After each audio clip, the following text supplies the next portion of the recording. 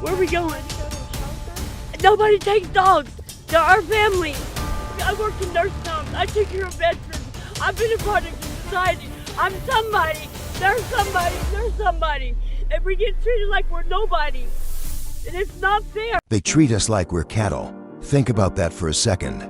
In the wealthiest nation on earth, in a city that exports dreams to every corner of the globe, human beings are being herded, shoved, and swept like they're nothing more than an inconvenience to the scenery. Imagine waking up to the sound of a bulldozer. You haven't eaten in 24 hours because you've spent the entire day playing a high-stakes game of hide-and-seek with the authorities. You ask, where are we supposed to go? And the answer is a shrug or a pointed finger toward a shelter. That won't take your dog, the only family you have left. This is the unvarnished reality of Los Angeles in 2026. They call it the City of Angels. But for the 72,000 people sleeping on its concrete tonight, it feels more like a purgatory made of palm trees and broken promises. We're told the glamour is everywhere, but the sidewalks tell a much darker story. This isn't just a crisis of poverty, it's a total collapse of stability. In the next hour, we are going to peel back the layers of the Hollywood illusion to see the raw, exposed heart of the American homelessness epicenter. Stay with us until the very end, because what you're about to see is closer to your own front door than you've ever dared to imagine. Welcome to Homeless Lens. This is Los Angeles, stripped of its filter. The big picture in Los Angeles today is a paradox of progress and pain. If you look at the official reports from the end of 2025, the politicians will tell you that the tide is turning. They'll point to a 4% decrease in the total count of victory on paper. They'll tell you that for the second year in a row, the numbers are technically dipping. Inside the city limits, they've recorded 43,000 individuals, down about 3%. And most notably, the unsheltered numbers, the people actually living in tents and cars, have supposedly fallen by nearly 10%. But figures are cold and the streets are loud. For the tens of thousands still trapped in the cycle, those percentages are invisible. When you are the one folding a damp tarp as the morning traffic starts to roar, a 9% county-wide drop doesn't put a roof over your head.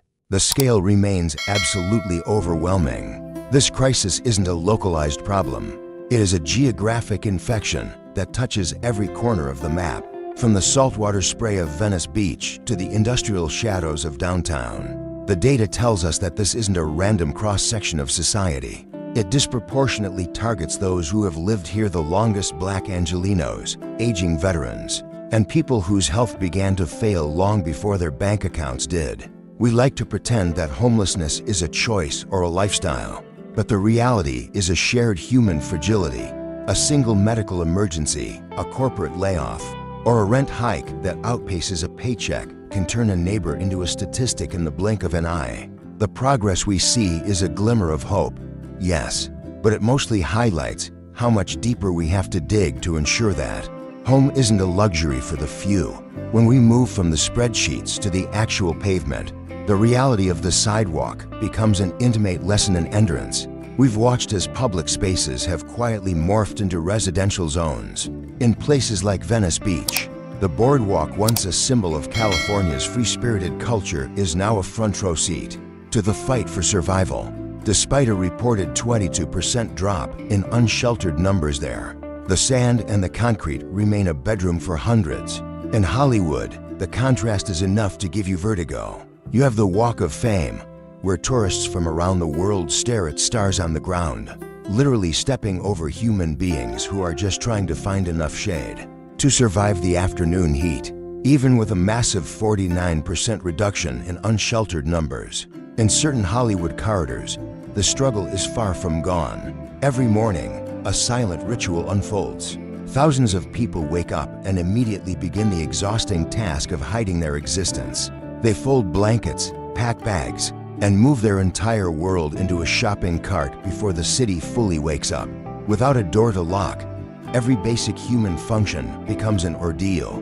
Where do you find water? How do you stay clean enough to even walk into a grocery store without being harassed? How do you keep your birth certificate or your medication safe from the rain or from theft? This constant exposure erodes the soul. It is the deep, quiet ache of being seen by everyone yet acknowledged by no one. It is a loneliness that settles in your bones, a longing for a private square foot of space where you can simply be human without an audience. This is the reality when the sidewalk becomes your only sanctuary. But if you want to see the concentrated weight of this crisis, you have to look at the 50 blocks known as Skid Row. This isn't just a neighborhood, it is a world within a world, sitting in the long shadows of gleaming skyscrapers that house the wealth of the Pacific Rim. Official counts say there are about 3,800 people here, but independent surveys suggest the system is only capturing about 60% of the reality. The true density of human suffering here is almost impossible to calculate. On Skid Row, survival is a frantic search for a corner of safety. Every day is a battle against the city's constant flow. People describe a weariness that years of living this way can bring a fog that never truly lifts. The contrast is a jagged glass. You can stand on a street corner in Skid Row and see the shimmering lights of a luxury hotel just a few hundred yards away. In one world, a single cocktail costs more than what the person on the sidewalk will see in a week. This small, intensely packed area has become the ultimate symbol of American inequality. It is a place where human resilience is tested until it snaps, and yet, amid the uncertainty, you see a quiet strength. You see people looking out for one another because they know the system isn't going to do it. The city has tried to respond. Programs like Inside Safe have made headlines for clearing over 100 long-standing encampments and moving thousands of people into interim housing. Backed by hundreds of millions of dollars, these initiatives are meant to be the answer. But what happens after the cleanup? For many, the aftermath is a new layer of trauma. When a sweep occurs, routines are shattered. Medications are lost in the chaos. Documents that took months to secure are tossed into trash trucks. These aren't just figures on a municipal report.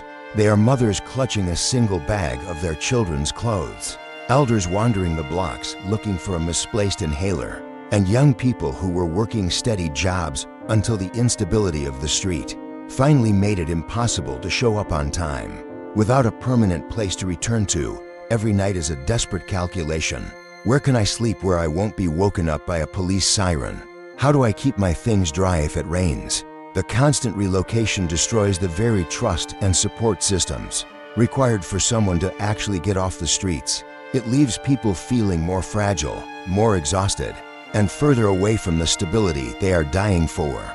We also have to talk about the road that gets even harder, the intersection of the streets and substance challenges. In the raw environment of Los Angeles, this is a battleground. In Skid Row, the introduction of fentanyl has turned a difficult situation into a lethal one. Overdose is now the leading cause of death for the unhoused here. It accounts for nearly half of all deaths on the street. When you don't have four walls to provide a sense of safety, the stress becomes unbearable. What often starts as a way to numb the physical pain of sleeping on concrete or the mental trauma of being discarded quickly becomes a consuming cycle. The fog clouds the mind and steals the strength needed to even ask for help.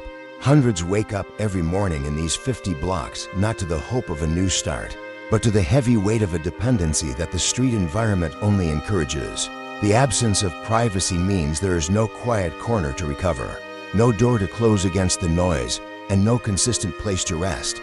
These challenges compound the exhaustion, leaving people trapped in a loop where every small step forward feels like climbing a mountain.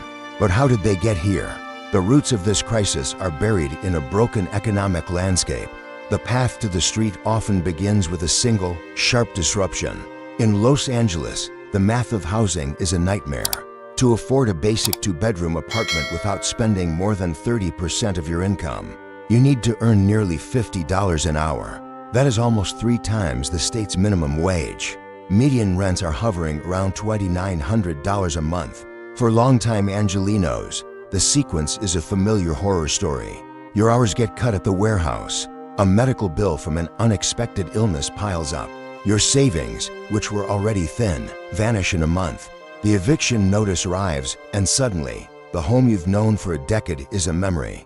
Without a physical address, you can't apply for most jobs. Without a quiet place to sleep, you can't recover from your illness. The emotional toll is a slow erosion, the shame of explaining the situation to your family, the fatigue of carrying your life in a backpack, and the realization that the simple dream of a locking door is slipping away. It proves how thin the line truly is. Anyone can face an unexpected turn that pulls the rug out from under them. There is, however, a sustained effort to find a way forward. The housing first approach is the foundation of the new strategy in Los Angeles. The idea is simple. You can't fix a life until you fix the roof. City data through early 2026 shows that when people are given a stable place to live, they stay. Permanent supportive housing buildings are reaching 90% occupancy. Within months of opening, over 7,000 households are now living in these city-funded units. The launch of the LA County Department of Homeless Services and Housing in early 2026 has channeled hundreds of millions into these permanent options. For someone who has spent years carrying everything they own, the relief of a key is profound. It's a safe place for their belongings.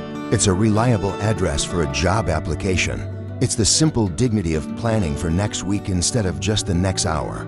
These developments show that when we focus on long-term investment, rather than just clearing the view, we can actually start to ease the load. As we look toward the future, the path for Los Angeles is a mix of cautious optimism and massive hurdles. 2 years of decline suggest that the momentum is real, but 72,000 people is still a small city living in the shadows.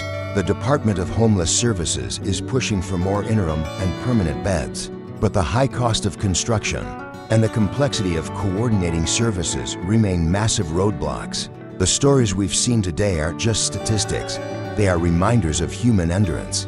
They are a call to look at our neighbors with patience instead of judgment. Behind every tent and every shopping cart is a person yearning for the same peace and security that we all value. True community only happens when we choose understanding over indifference. Every person on these streets deserves the dignity of a home. As we wrap this up, we want to offer a quiet reflection for every individual currently struggling in Los Angeles and across the country. May you find a moment of warmth tonight. May a door open when you need it most. And may kindness find you on the road back to stability. Thank you for giving us your time and your attention. It means everything to these stories. If you felt the weight of these truths today, please leave a like to support Homeless Lens. It helps us reach more people who need to see the reality behind the glamour. Drop a comment below. How do these numbers make you feel? What do you think is the biggest hurdle to solving this in your own city? Don't forget to subscribe to the channel so you can follow more of these real human narratives. From across America, we are dedicated to bringing you the honest, unfiltered truth from our streets. We'll see you in the next story. Stay compassionate, stay human.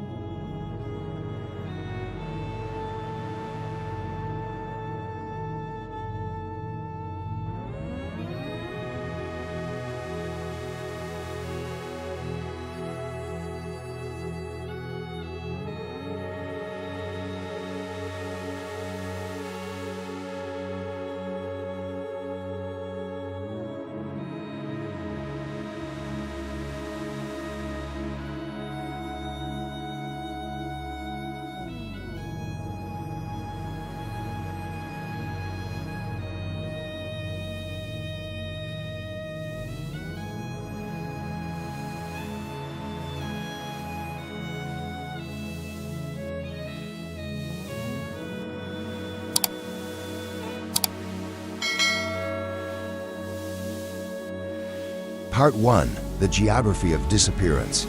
In 2026, the map of Los Angeles is being redrawn, but not by architects or developers. It's being redrawn by the movement of the invisible. When we talk about sweeps or cleanups, we use clinical language to describe a violent disruption of life. Imagine having everything you own: your ID, your family photos, your blankets tossed into the back of a garbage truck because you were 2 minutes too slow to move. The city calls it inside safe, and while it has moved 5,000 people into motels and rooms, it has left thousands more in a state of perpetual flight. What most people don't understand is that an encampment is often a survival network. It's where people share information on where to find a meal or which clinics are safe. When the city breaks up a camp, they aren't just moving tents, They are destroying a support system. For a mother with a stroller, this isn't a policy, it's a disaster. She is forced further into the industrial fringes, away from the services she needs, making her even more vulnerable to exploitation. The sidewalks of Hollywood and Venice might look cleaner for the tourists, but the human crisis has simply been pushed into the dark, where it's harder to see and even harder to help. Part 2, the $50 an hour nightmare. Let's talk about the math that is killing the American dream in California. We often hear that homelessness is about bad choices, but have you looked at the price of a roof lately? In 2026, the average renter in Los Angeles needs to bring home nearly $50 an hour just to afford a basic 2-bedroom apartment. That is more than double what most essential workers earn. We are talking about teachers, grocery clerks, and paramedics who are one car breakdown away from a shelter. The working homeless are the fastest growing demographic in the city. These are people who wake up in their cars, change into a uniform in a gas station bathroom, and head to work for 8 hours, only to return to a parking lot at night. They are doing everything right, but the system has made it impossible to win. When only 10% of the new housing being built is actually affordable for low-income residents, the latter isn't just broken, it's been removed entirely. This economic guillotine is what's driving the numbers, and until the math changes, the tents will keep coming back. Part 3, the ghost count of Skid Row. There's a 50-block area in downtown LA that the world knows as Skid Row, but what the world sees on the news is only half the story. Recent studies by the Rand Corporation have revealed a ghost population that the official counts never see. They found that the government is missing nearly 40% of the people living in the shadows of Skid Row. These are the people hiding in abandoned buildings, tucked into alleyways that the counters are too afraid to enter, or living in the subterranean layers of the city. In this world, the glamorous LA we see on TV doesn't exist. It's a landscape of hypervigilance. You can't sleep because if you do, your bag is gone. You can't leave your spot because if you do, you'll lose your square foot of ground. The psychological weight of living in such a high-density zone of despair creates a trauma loop. Even when a bed opens up, the transition can be terrifying. People have been conditioned by the street for so long that the silence of a room feels unnatural. We need to realize that Skid Row isn't just a place. It's a profound injury to our collective humanity. Part 4, the fentanyl fog and the death of dignity. We have to be honest about the chemical war happening on our streets. Fentanyl has changed the DNA of homelessness in Los Angeles. In 2023 and 2024, overdose became the leading cause of death for the unhoused.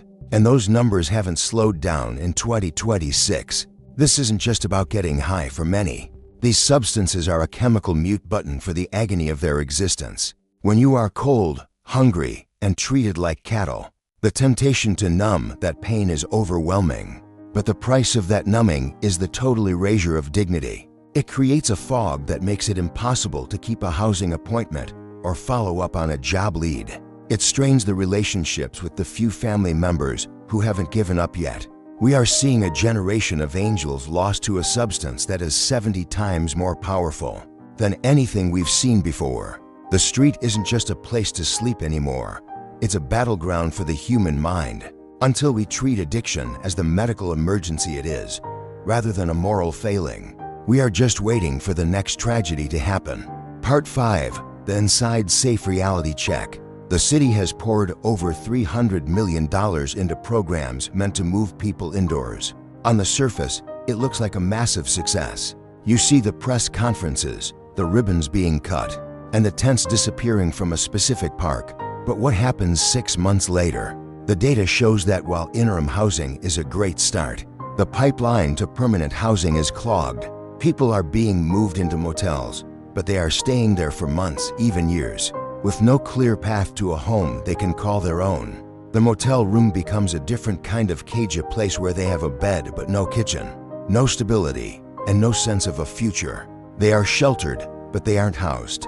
This distinction matters because without a permanent foundation, the risk of falling back to the sidewalk is incredibly high. We are spending millions on interim solutions while the permanent solutions are bogged down by zoning laws and neighborhood NIMBY protests. We are essentially paying for a very expensive waiting room. Part 6. The long road to rebuilding a life. What does it actually take to get someone off the street and keep them off? It's not just a key, it's a total restoration of the person. In 2026, we are finally seeing the housing first model being paired with wraparound services. This means that when a person gets a room, they also get a case manager, a mental health professional, and job training. They get the tools to rebuild the routines that the street stripped away. We've met people who describe the quiet joy of their first night in a room, the ability to take a shower without looking over their shoulder, the simple act of putting their clothes in a drawer. These are the victories that don't make the evening news, but they are the only things that will actually end this crisis. When a neighbor gains stability, the entire city gets stronger. It reduces the strain on emergency rooms. It makes the parks safer for everyone. And it restores a piece of our social fabric. The road is long and the cost is high, but the alternative is a city that has permanently lost its soul to the concrete. Outro, the power of your lens. As we close our look at the streets of Los Angeles, we want to leave you with a question. How do you see the person on the corner? Do you see a liability, an encroachment, or a statistic? Or do you see a person who once had a dream, a family, and a future? The way we look at this crisis defines the kind of society we are building. We refuse to look away. At Homeless Lens, we believe that the first step toward a solution is accurate, empathetic witness. We want to thank you for being part of this journey today. Your engagement helps push these stories past the noise and into the hearts of people who can make a difference. How did today's story change your perspective on the LA glamour? What's the situation like in your own hometown? Please drop a comment below. We want to hear your voice. Share your feelings, your frustrations, and your hopes. If this deep dive touched you, please give the video a like and hit that subscribe button. By joining our community, you help us continue to shine a light on the human realities of the American street. We aren't just filming the crisis, we are documenting the resilience of the human spirit. May everyone without a home tonight find a moment of peace. May the doors that have been closed for so long finally start to open. And may we all learn to walk this path together with a little more compassion. Thank you for watching. We'll see you in the next one. Take care of each other.